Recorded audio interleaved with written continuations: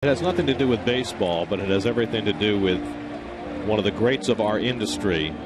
Walter Cronkite passed away today at the age of 92, and for everybody in our generation who grew up watching the CBS Evening News, it is there's nobody to compare with what Mr. Cronkite accomplished during his career as maybe the most trusted voice in America. Well, I had the great pleasure of having a conversation with him at a cocktail party in Manhattan years ago.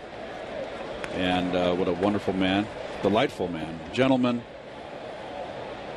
He was the one that told me that was the last year of the draft. He was the one that told me that my draft number was 351.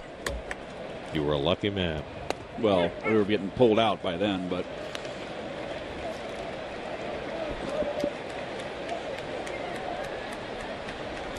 It was Walter Cronkite when he came back from Vietnam that said the war couldn't be won, that basically started the whole change in American thinking there. And LBJ, Lyndon Baines Johnson, the president then,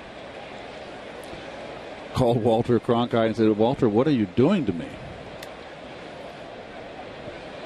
Of course, Picks News will have a lot more on the passing of Walter Cronkite after the game, but it bears noting that it's a very different world now in terms of the number of voices and the number of available media for people to acquire their news.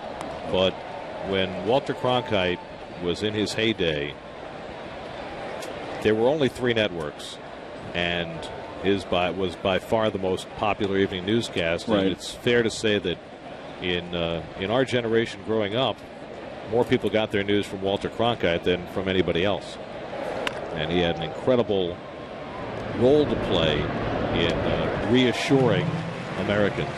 And I go back to the Kennedy assassination more than anything else, and the steadiness of his hand at a time when, in 1963, everything in live TV was done by the seat of one's pants.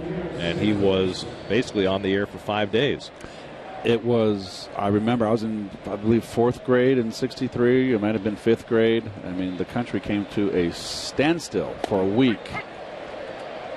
There was just perpetual mourning. It was nothing I've ever experienced in the United States of America as I did that week following the whole week after Kennedy's assassination.